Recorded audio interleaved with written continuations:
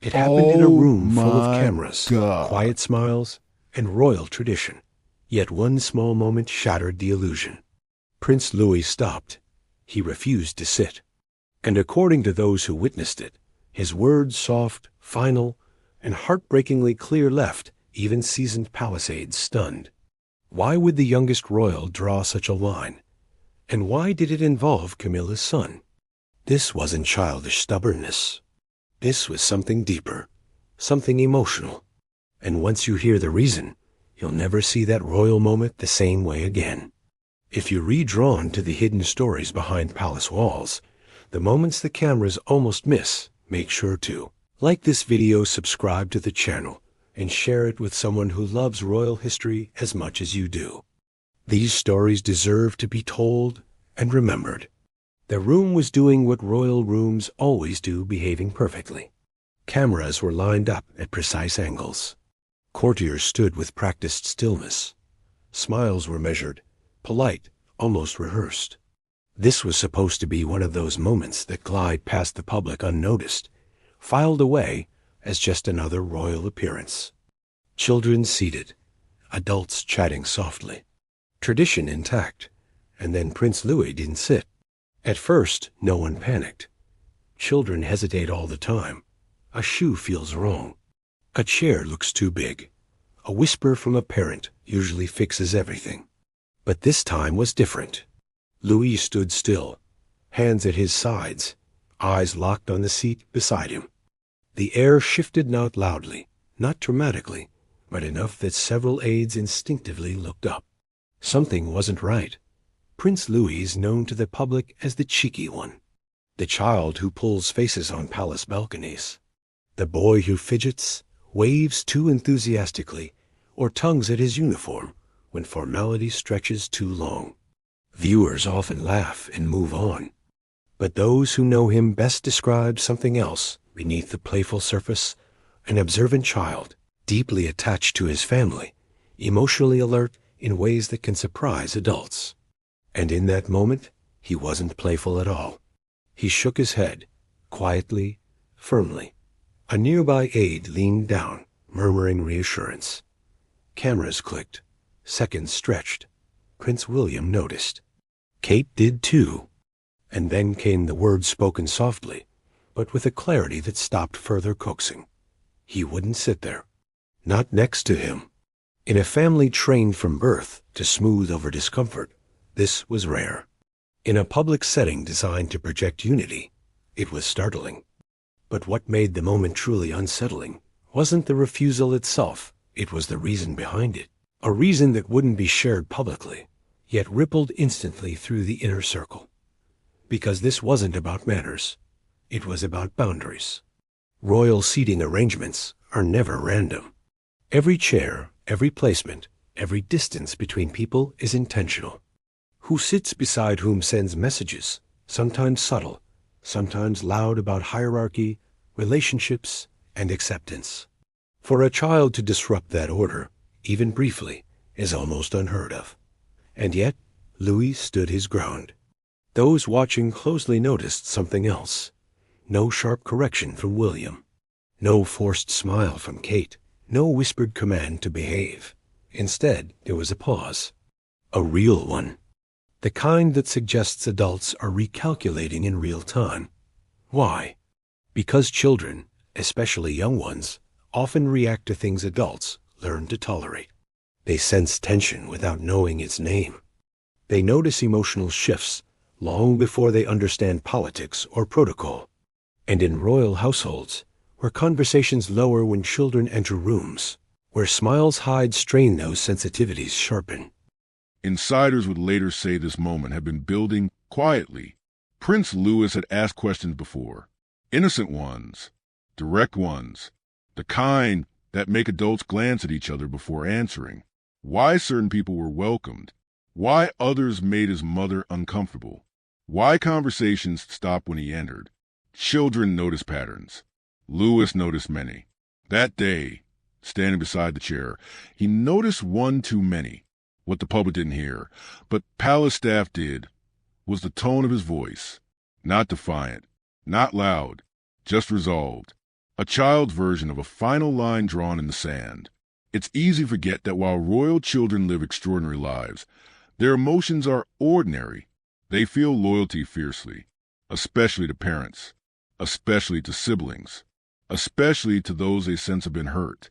And here's where the room truly froze, because the person Lewis refused to sit beside wasn't just another guest. He represented a complicated chapter of royal life, one layered with history, blurred roles, and emotional complexity that adults still struggle to navigate. For Lewis, it was simpler. He felt protective of his mother, who has mastered grace under pressure, but cannot fully hide tension from her children. Protective of his father, who carries the weight of legacy and loss quietly. Protective of a family unit that, in his young mind, should feel safe, predictable, and whole. Children don't articulate these things the way adults do. They act them out. And that action, standing instead of sitting, spoke louder than any words he could have found. The cameras eventually moved on. A subtle adjustment was made. The seating shifted just enough to restore order without drawing attention. To the casual viewer, it looked like nothing more than a brief pause.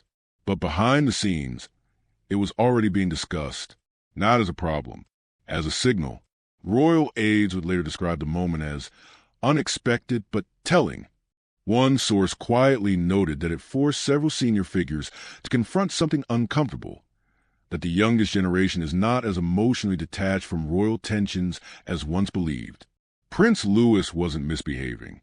He was communicating. And perhaps most striking of all was how William and Kate responded. Not with embarrassment, but with respect. They didn't override him. They didn't dismiss his feelings as childish confusion.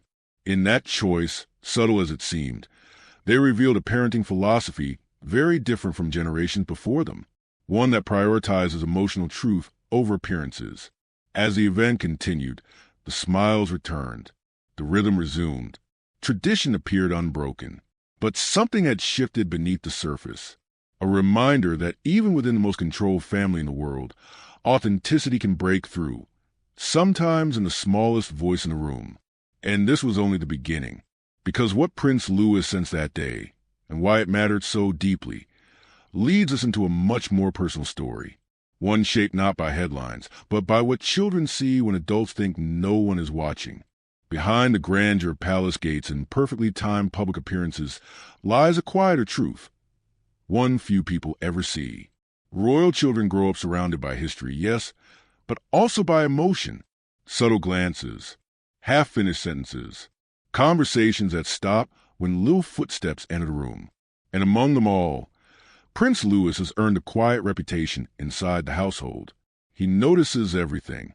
While the world sees a lively child with expressive faces and boundless energy, those closest to him describe something more layered.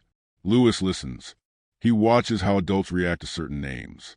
He senses when a room tightens. And perhaps most telling of all, he remembers. Children don't need full explanations to understand emotional reality. They don't require context or headlines. They read tone. They read posture. They read silence. And in a family as emotionally complex as the modern royal household, silence speaks loudly. Prince William and Kate have worked hard to raise their children differently. Less distance, more openness, fewer rigid rules behind closed doors.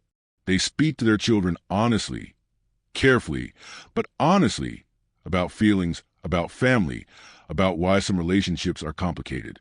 Not in blame, not in bitterness, but in truth. And that truth, even when gently presented, leaves impressions. Louis grew up hearing stories of his grandmother Diana, not as a public icon, but as a human being, someone who loved fiercely, someone who felt deeply, someone whose absence still echoes in the lives of those who loved her most. William carries that loss quietly, but children sense grief the way they sense rain before it falls. They feel it. Kate, too, is emotion expressive in subtle ways. A tightened smile, a pause before responding, a shift in energy when certain topics surface. To adults, these moments pass unnoticed.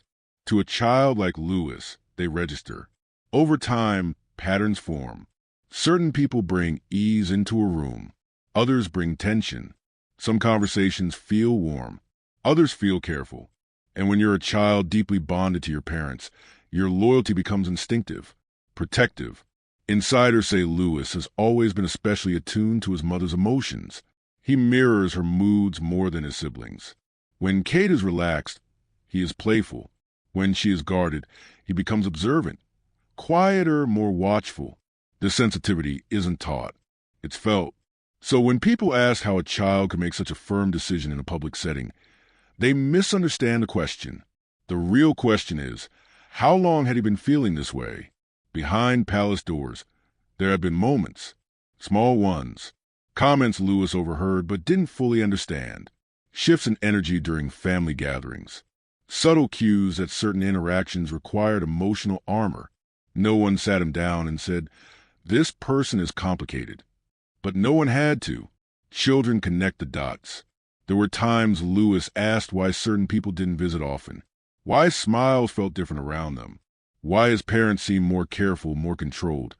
When specific names were mentioned, the answers were gentle but nonspecific. Yet even gentle answers carry weight, and children fill in the blanks. One former staff member would later say, quietly, that Lewis has a strong sense of fairness, not justice in a grand sense, but emotional fairness, who is kind, who feels safe, who respects his family's emotional space.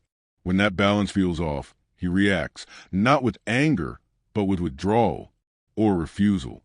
What makes this especially significant is the environment in which he's being raised. Unlike previous generations, William and Kate do not believe children should be emotionally invisible. They allow feelings, even uncomfortable ones, to exist. That means Lewis has learned something rare in royal life. His emotions matter. So when he stood by that chair, it wasn't impulsive. It was accumulated. An emotional conclusion reached not through rebellion, but through observation, through loyalty, through a child's unfiltered response to complexity adults have learned to mask. And perhaps the most revealing part of the story is what didn't happen next. There was no scolding behind closed doors, no reminder of protocol, no lecture about appearances. Instead, there was conversation.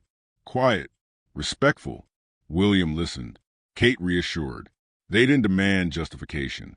They sought understanding. That choice alone speaks volumes, because in doing so, they acknowledged something powerful, that their child's emotional intelligence deserved respect, even when it disrupted tradition. This moment didn't alarm them.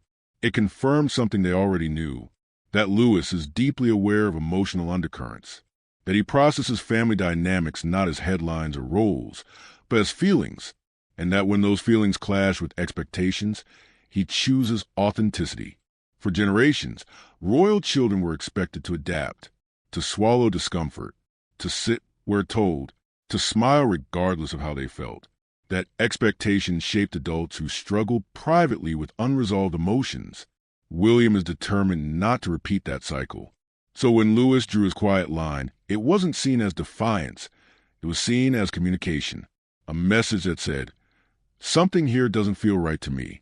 And in a family still navigating modern identity, legacy, and healing, that message landed harder than any public criticism ever could, because it came from the one voice no one could accuse of agenda, a child.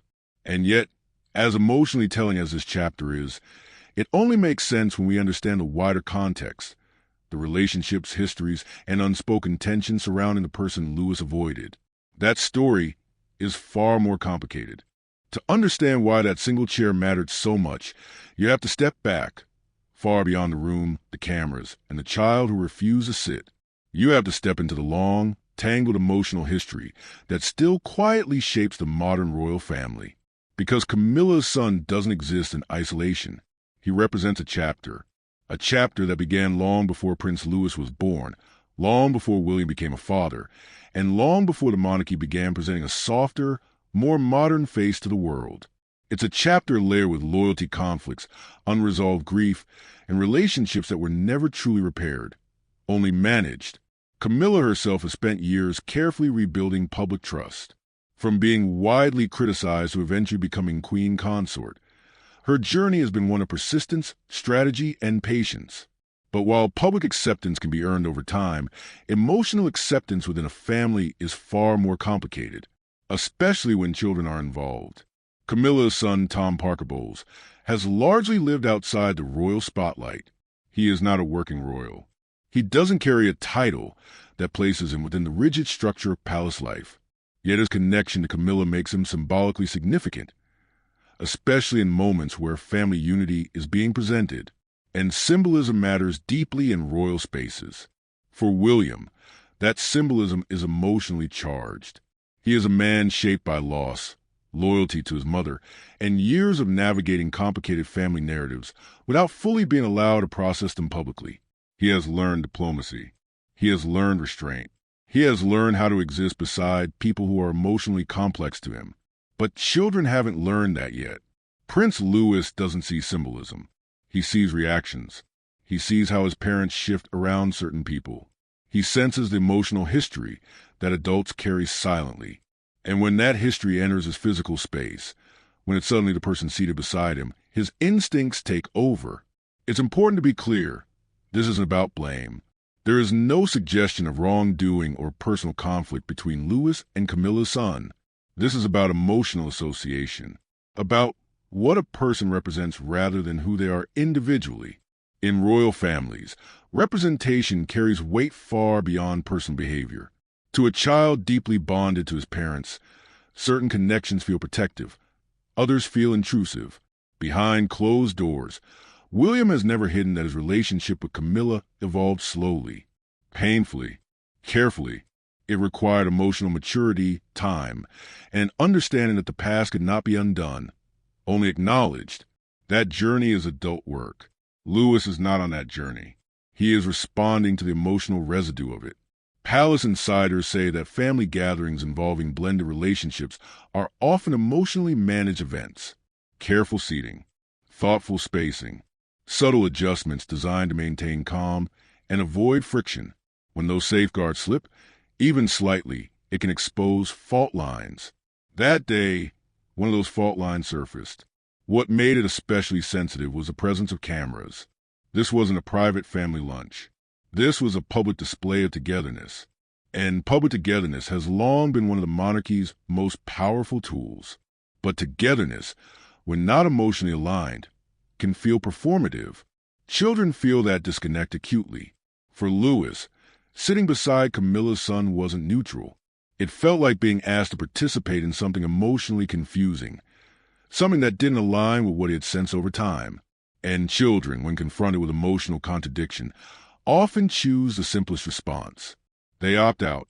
The adults in the room understood this instantly, not as a rejection of a person, but as a rejection of emotional dissonance. And that distinction matters, because this wasn't about lineage or loyalty battles. It was about comfort, about safety, about a child deciding, in the only way he could, that he wasn't ready to sit in that space. What followed quietly behind the scenes was not anger, but reflection. Some aides reportedly described the moment as a wake-up call, not because it caused a scene, but because it revealed something deeply human about the next generation of royals. They are not being raised to suppress their instincts. They are being taught to trust them. William, in particular, understood what was happening. He has lived most of his life navigating expectations that often clash with his inner world. He knows what it feels like to be told to smile while feeling something else entirely.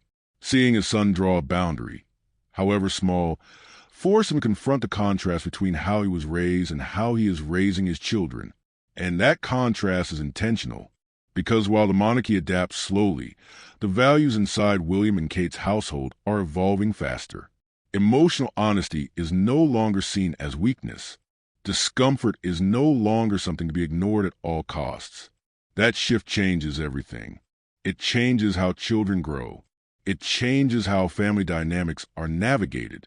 And it changes how moments like this are interpreted, not as scandals, but as signals. Signals that the future of the royal family may be less about flawless appearances and more about emotional coherence. Still, the most telling part of the story isn't the refusal itself. It's what happened after. How William and Kate responded in the days that followed. how they handled the conversations, and how this moment quietly reshaped the way their children are protected within the institution. Because Prince Louis didn't just refuse a chair, he issued a warning, and his parents listened. The most powerful moments in royal life rarely happen in public. They happen afterward, in private rooms, with doors closed, with voices lowered, not in secrecy, but in care. After the cameras moved on and the seating was discreetly adjusted, Prince Louis's moment didn't end. It followed his parents home. And what happened next quietly revealed just how different this generation of royal parenting truly is. There was no punishment, no lecture about embarrassment, no reminder of how things are done. Instead, there was a conversation. Prince William and Kate sat with their son and asked a simple question, one that would have been unthinkable in royal households not so long ago. Can you tell us why you felt that way? That question alone marks a turning point, because for centuries, royal children were instructed, not invited to explain. Feelings were secondary to duty. Discomfort was endured, not discussed. But William knows better than anyone what happens when emotions are buried instead of understood. He lived it. William grew up learning how to endure, how to stand beside people he hadn't emotionally accepted yet, how to smile through unresolved grief, how to carry family complexity without a place to set it down. Those lessons shaped him, but they also left scars, and he is determined not to pass those scars on. So when Louis explained haltingly, imperfectly, like children do, that something didn't feel right, his parents didn't argue. They didn't demand adult reasoning. They listened for the emotion beneath the words, and they believed him. Kate, especially, understands the power of emotional safety. Her approach to parenting has always been rooted in the belief that children who feel heard grow into adults who can handle complexity without losing themselves. She didn't see Louis's choice as disobedience. She saw it as trust. Trust that his parents would protect his emotional boundaries, even when doing so was inconvenient. What followed wasn't dramatic. There were no announcements, no leaks, no public statements clarifying the moment. But inside the palace, something shifted. Future seating arrangements became more thoughtful. Children were given more flexibility. Emotional comfort quietly became part of the logistical equation, not just optics. And perhaps most importantly, Louis learned something profound, that his voice mattered, that his instincts were respected, that he didn't have to sacrifice emotional truth for appearances. For a royal child, that lesson is revolutionary. William, too, learned something that day. Watching his son stand firm awakened something deeply personal. It reminded him of the child he once was, the boy who didn't always have the option to step away, to say no, to be emotionally honest in public spaces. In honoring Louis's boundary, William was also honoring his own younger self, breaking a cycle. This moment didn't fracture family relationships. It didn't create rifts or resentment, but it did create clarity. It underscored that the future of the monarchy, at least within William and Kate's household, will not be built on emotional suppression. It will be built on awareness, on empathy, on the understanding that unity cannot be forced. It has to feel real. Prince Louis's final warning, as some have quietly called it, wasn't about rejection. It was about readiness, about acknowledging that some emotional histories are still being processed, and that children shouldn't be asked to carry what adults haven't resolved. In a family defined by tradition, that stance is quietly radical, and it sends a message far beyond palace walls. That strength isn't always sitting where you're told. Sometimes it's knowing when not to. As the years go on, this moment may fade from public memory. It won't be replayed endlessly on highlight reels. It won't be listed among major royal milestones. But inside the family, it will linger as a reference point, a reminder of the day a small boy chose honesty over performance, and of the parents who chose to stand with him.